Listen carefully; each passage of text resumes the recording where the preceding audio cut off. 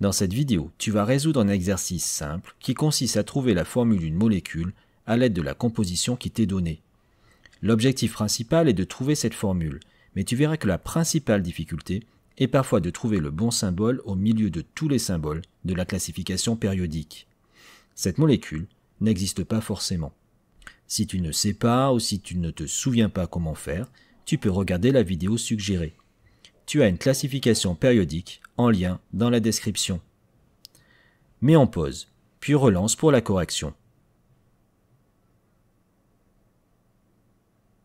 Il faut tout d'abord que tu trouves les symboles des atomes qui te sont indiqués.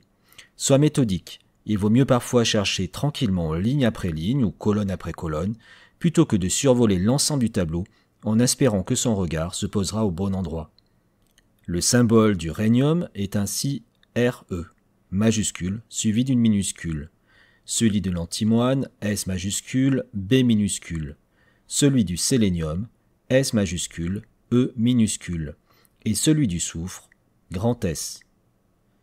Mets-les ensuite dans l'ordre alphabétique. Ce n'est pas toujours une obligation, mais autant le faire à chaque fois pour être sûr de ne pas se tromper. On a donc dans l'ordre Re, S, SB, SE. Quand plusieurs symboles commencent par la même lettre, le premier est celui avec la lettre seule, puis on classe dans l'ordre alphabétique de la deuxième, comme dans un dictionnaire. On rajoute ensuite en indice les quantités. Pour les mettre à la bonne place, il faut imaginer cette ligne et placer les chiffres de part et d'autre. Le 1 n'est jamais indiqué. La formule, au final, est donc Re2, S3, Sb4, Se. Voici quelques erreurs classiques. Ici, l'élève n'a pas mis les symboles côte à côte.